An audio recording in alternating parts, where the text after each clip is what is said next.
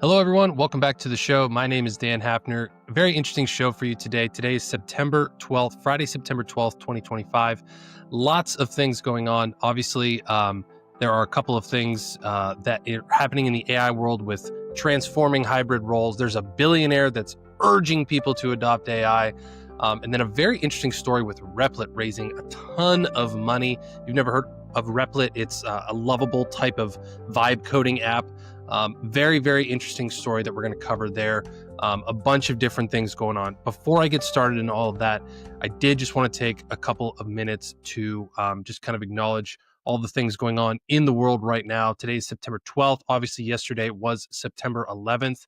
I remember where I was. I was a young man. I think I was in like fifth grade. Just want to have a moment to just remember all the victims of that day. As a Pennsylvanian, there was, one of the crash sites of Flight 93 in Shanksville, Pennsylvania.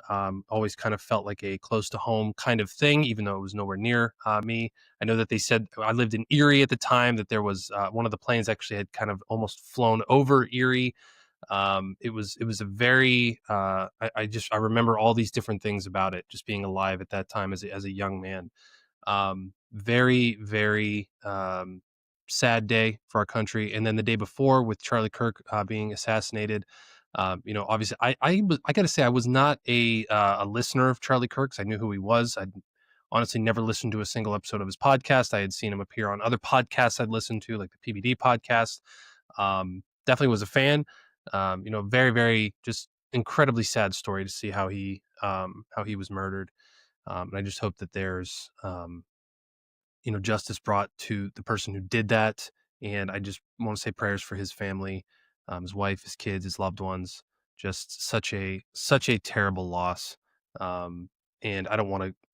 I do have some political views on this show, but I don't want to turn this into a solely political thing.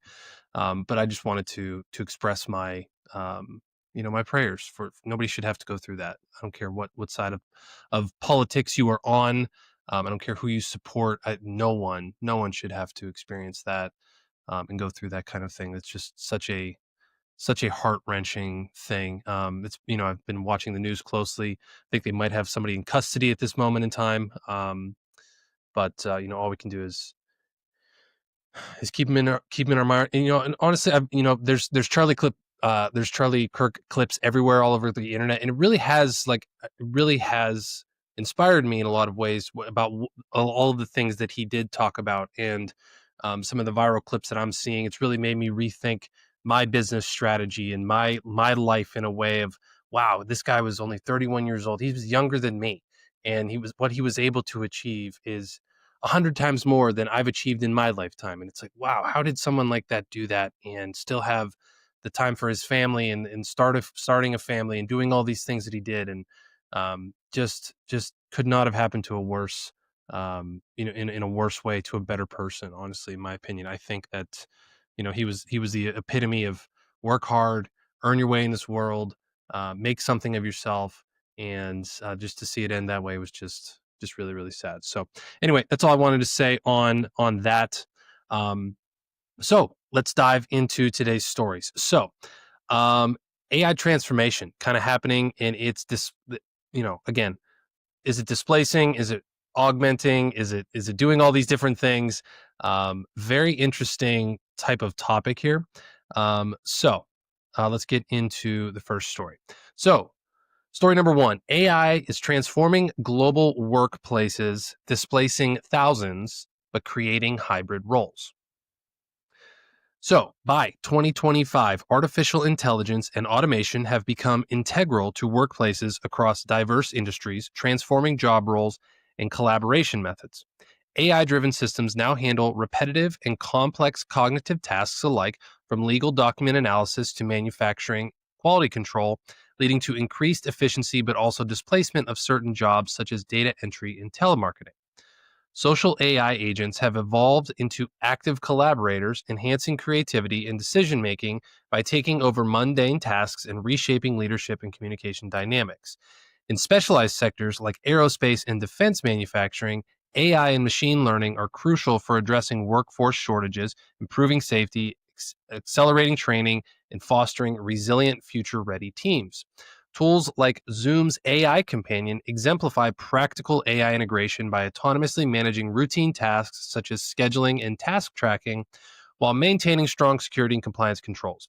Collectively, these developments illustrate AI's dual role in both augmenting human work and driving significant shifts in workforce structures and job functions. Okay. Yeah, interesting story here. So again, kind of something along the lines I've talked about on this show before. I think where AI really starts to shine. If maybe you're someone that's brand new to the show, I'm going to speak to you directly right now. If you've There's kind of like this adoption curve of AI, right? You're either like completely unaware of AI and anything that it could possibly do for you, which I think is a very slim percentage of people at this point in companies. Then there's kind of like the early adopters, the early people who are like, oh, I see this as something before a lot of people are seeing it, I'm interested in it, right? So you move into that interested category. I think then there's like the early majority, which is kind of, I think, where we are now. Like the majority of people are. This is, the AI world is still very early. It's still kind of taking off. It's kind of the AI boom we're in the middle of right now. And then there's kind of like the late majority. So like there's like this bell curve. There's less people that are like really late to the party. Like if you're trying to start like a drop shipping store right now, like you're very late to the party, right? Like that was 20 years ago.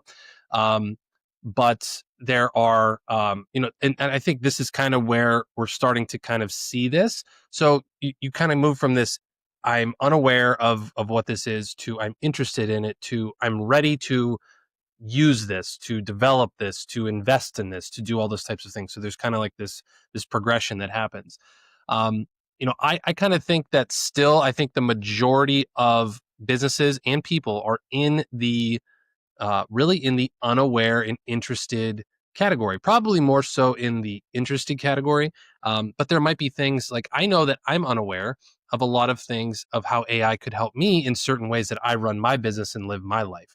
Like I've heard of different ways people do this with voice notes that goes into Zapier that reminds them on their task list. And then it automatically sends a reminder to their phone the next day of things they have to do. And all these different automation things. I have a very good friend of mine, Joe, that uses a lot of these types of things. Joe was actually on the podcast. Joe Casabona. If you go back and listen to his episode on the show, he had some really cool things. But this, like, I think, globally, we are seeing a transformation. We are seeing a transformation of people realizing that these tools can be utilized for different things. Just for an example, I run a software development company, right? Dapper No Code here on my shirt. And there's different stages of what we do for our clients that I've really started to lean into AI, right? We have a lot of the design process, the ideation process can be outsourced and augmented by AI, right? So we ask ChatGPT, we'll ask other language models, help us build this idea and solidify what we're trying to do. And then when it comes to the design phase, there's all kinds of different tools that we can then take those prompts and we can input into there and have really well done, well produced wireframes and visual aids to say, hey, here's what this blueprint of this software, this tool could look like. Right. And then there's actually new tools like we're going to get into, and then another story, Replit, Lovable, different things like that, where you can then just go and build that thing through prompting and not having to code it or even use a no code tool. So it is, again, so that's kind of how I've managed to see, okay, here's how we can augment AI into all of these things. Now, I say augment because I have never actually 100% outsourced any of this fully to AI. Yes, we have a lot of, when you set appointments with us, there's a lot of AI reminders and text messages and emails that go out that are all automated, right? Some of our payment systems are content creation stuff. Like even with me, like, I use Riverside for the podcast production of this show. It does a ton of stuff like post production. I can go in and just apply AI stuff.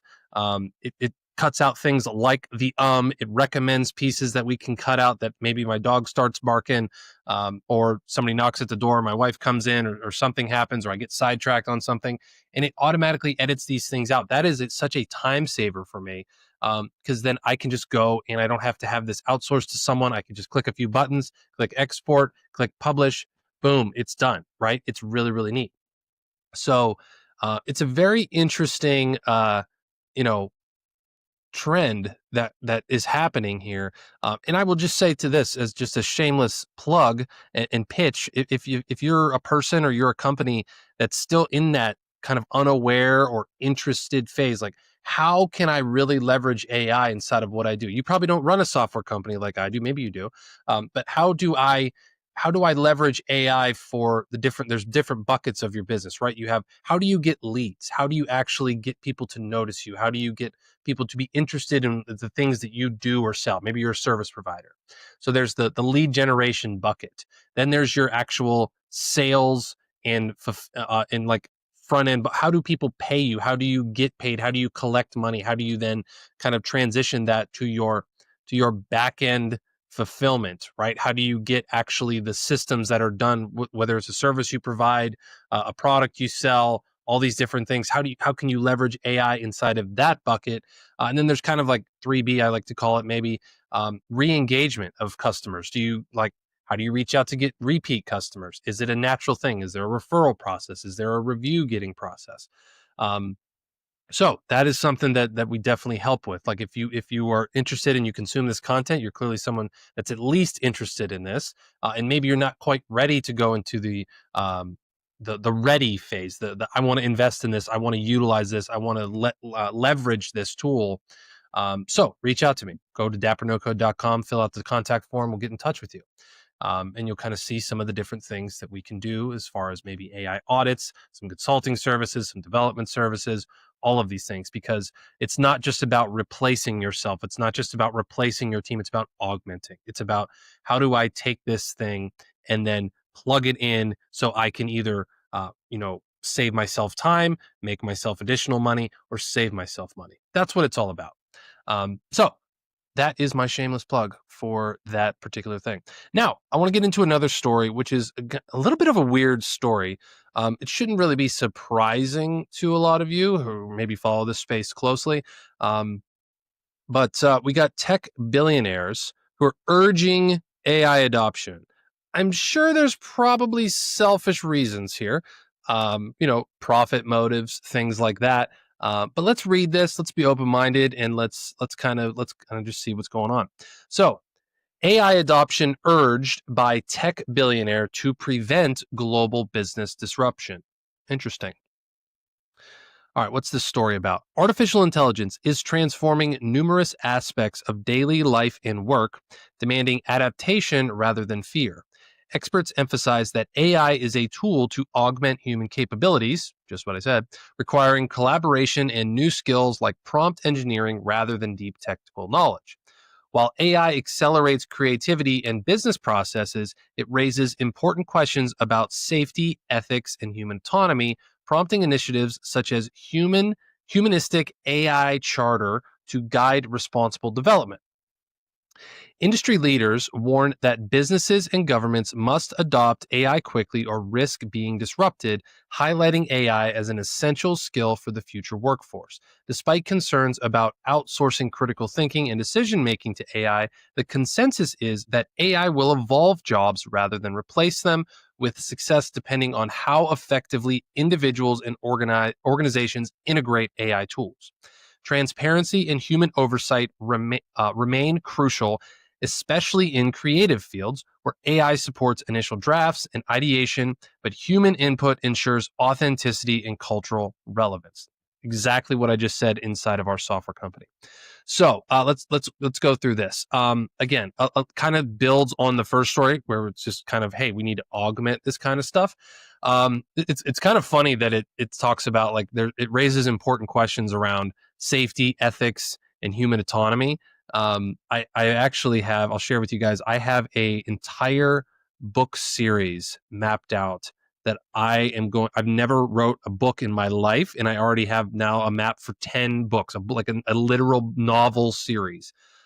These are going to be novels. It's going to be an entire book series around a specific one main character. And the idea is to tackle um, specific AI issues that are arising, just like this. Like, what happens when you outsource too much of your thinking to an AI model, right? I'm going to have an entire book on that.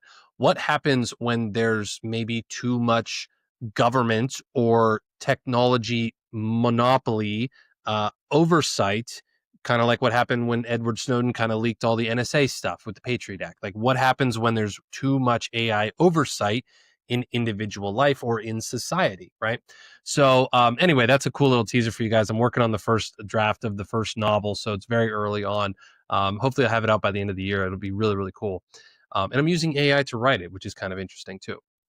But um, you know, again, as a business owner, as a person, you know, you you are incentivized to adopt new technology, to innovate, and just even getting away from the technology thing. You're encouraged to, you're almost, that's how innovation and evolution of something works, is you have to improve or you die, right? You have to be able to get better, because if there's me and then there's someone else and we do the exact same thing, but they have found a way to automate things, to move faster, to have higher quality, to save costs.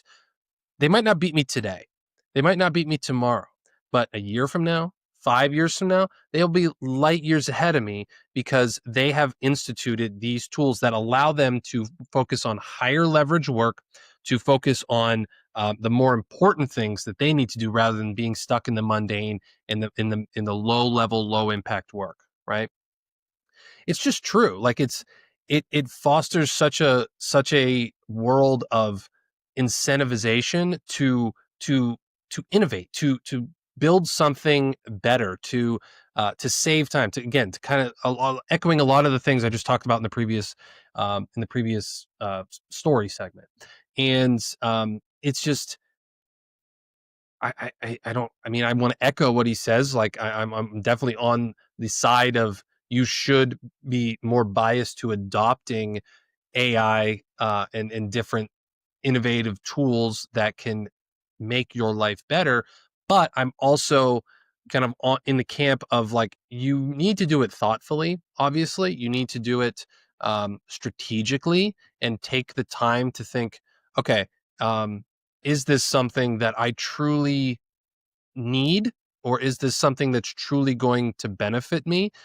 Because the last thing you want to do is just jump onto it's just like spending money. It's like, you could go to the store and you could just buy this and buy that and buy this and buy that and buy this and buy that, and before you know it, you walk out of there, you spend $1,000 on bullshit you don't need, right? The same thing can be true with technology. Everything's subscription based these days, right? So it's like, oh, I need this and I need that, and oh, I got this tool that does this thing, and oh, maybe this cool thing over here. The next thing you know, you have 47 tools that you're paying $19 a month for, or $100 a month for, and you're like, what the hell do I use all this for? That's called technical debt, right? Not just maybe financial debt. That's called technical debt, meaning you have a ton of shit that you don't use, right? I'll admit, in my company, I know we have technical debt. I go through and I look at all the different tools that I've used and purchased over the years, and I'm like, I still find some. I'm like, I have never used this stupid thing. I bought this on AppSumo years ago, and I still don't use it to this day. You know what I mean? So it's a very interesting, just a very interesting dynamic how it all works. But and I think at least I've been getting a lot better in terms of, finding, okay, this is one thing that I know. I remember, like, again, the very simple example, very basic example. I remember the first time I found out that you could set up appointments with additional reminders, and here's the link, and here's all this. Like, when I have podcast guests come on here, they book a time, they get a reminder, they get the link, it's all done. We use Podmatch for our tool, and that kind of keeps it all organized. Um, And that is something that is useful because it helps me stay organized. It helps the people that are on my team that I outsource to stay organized and stay on the same page. And then it just helps things go faster, and it's just better overall. It creates more room, more margin, and time margin for me to be able to go do other things. Right. So I would echo this sentiment that AI is transforming numerous aspects of our life, demanding some adaptation from everybody. And I don't want to be the fear mongerer among in this world. There's enough of that going on for just yeah. There's enough fear mongering and fear porn out there for way too many things. So I don't want to be that person. But what I will decide, I will encourage you as a listener of this show. Um, what areas are you maybe blind to? What are your blind spots in terms of what have I been wasting a lot of time on? What have I been spending a lot of money on? What have I been what's something that a wall that I just keep running into, that I just, for whatever reason, I'm just in the habit of, okay, I just need to work around this. What if you took some time on a weekend or a night or early morning to think through, okay, what's a process that I could build that would finally resolve this for me? What's a tool that I might be able to find that could solve this problem for me? Um, Sometimes that's all it takes. Sometimes all it takes is just to step back to say, this is actually a good idea. This could actually be solving something. This is actually a useful tool for me, or a process for me, or whatever. So yeah, adopt some stuff and figure it out, and start growing is my advice with that one. Okay, now let's get into the final story of this show, and we're going to talk about Replit. So, for those of you who don't know or never heard of Replit, Replit is something that's a lot like Lovable. And if you've never heard of Lovable, you can just Google this stuff, or ChatGPT it at this point. It's a code-based vibe coding tool. You can, prompt-based app building and software building tool. It's a very popular one, and now they're growing even more because the story headline is Replit raises $250 million, valued at $3 billion, with AI platform growth. Okay, so they're a big player in this space. Replit, a prominent AI-powered software development platform, has raised $250 million in a Series C funding round led by Prism Capital, bringing its valuation to $3 billion and tripling its worth within 1 year. That's pretty wild. The company has experienced rapid growth, with annualized revenue jumping from 2.8 million to 150 million, and now serves over 40 million users globally, including enterprise clients like Zillow and Duolingo. Replit's flagship product, Agent 3, is an advanced autonomous AI agent capable of testing, fixing code, and automating complex development tasks, marking a shift towards AI teammates that require minimal supervision. Interesting. The funding also attracted strategic investments from American Express Ventures, Google's AI Futures Fund, and continued support from Andreessen Horowitz, Y Combinator, and others. Replit's technology integrates deeply with platforms like Google Cloud and Microsoft Azure, expanding its accessibility and influence in the AI-driven coding space. This surge in investment and innovation underscores the growing market confidence in AI tools designed to enhance or replace aspects of human software engineering. Okay, here are my thoughts on this story. Yeah, that last sentence is pretty interesting. We talked about this last week around the AI bubble, right? It's kind of interesting. That's kind of why this story caught my eye. There was, I talked about the 95% of AI projects are failing. Is the bubble bursting? Is all of this money that's flowing into these kinds of tools drying up? Is this not happening? And this is a clear sign that the bubble might not be bursting. There's definite value and progress seen in these types of platforms. So maybe we aren't, $250 million is nothing to sneeze at. That's a lot of money, it's $250 million. So yeah, that's pretty interesting. I got to say, I have not used Replit extensively. I have tried it. It looks really, really neat. I've kind of, gravitated towards a couple of other similar platforms, and we have our own called Gerald.ai that I like to use. But we're nowhere near valued at $3 billion, right? And we never raised money for it either. But this is pretty cool because like the fact that it tests, and I've heard things that it'll like actually come back and say, um, hey, we're going to test this every couple of weeks and then find issues or improvement ideas or things like that. Like that's an entire development agency that's kind of like a proactive agent thing that's kind of ridiculous. Um, so for those of you who have been in this space, who have used some of these vibe coding tools, I'd be interested on your thoughts on this. Do you like Replit? Is it worth this? Is it something that we can dive into? For those of you who have never maybe used a tool like Lovable or Replit or Gerald.ai or any of those things, they are really, really neat. They are very cool. You can check out ours at Gerald.ai. And you can sign up and you get 5 prompts for free and you can see what it can build you. But you can build entire platforms, kind of like the one I showed you that I use all these tools on. You can build SaaS platforms. You can build landing pages. I actually use it's very interesting. If any of you do decide to reach out and ask for AI help or software development help, the tool that I actually the page that I walk people through on of our entire process was built in our own tool. It was built using a vibe coding platform that I walk people through the process, and it says, here's what we do, here's how it helps, here's what it costs, right? And I just basically built an entire page for that using a prompt saying, here's what Dapper No Code does, here's how it works, here's what we provide. And it, boom. I mean, it took me 5 minutes. It took me 5 minutes, and I like prompted it to kind of fix a couple of things, and then off we go. And now we just click a button, goes off to the payment page, you make a payment, and we start. It's unbelievable. It's really, really neat. So again, this is really, I think these kind of tools are probably in the early adopter phase, and maybe even in the unaware phase for the majority of people. It's kind of crazy because they say like these things are, they're making, they went from 2.8 million in revenue to 150 million, serves over 40 million users globally. I mean, that's a lot of users, but if you think about it, like if you take 40 million divided by 8 billion people in the world, I mean, that's less than 1%. That's less than 1% of the world's population.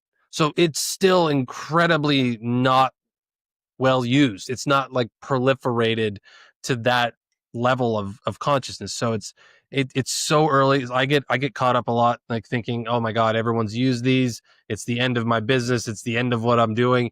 And then I do math like that, and I'm like, oh, there's not a lot of people using this. There's not a lot of consciousness about this. So this is such an edge for no code developers like me, regular software developers, people in the AI space, people in any kind of business, to be able to use these things. I will say I have a lot of knocks on them, and I've heard them more and more about bringing products to completion and all the errors that you run into and all these different things. We're kind of coming across that with a current client project right now as we speak. It's just like completely banging our head against the wall with it.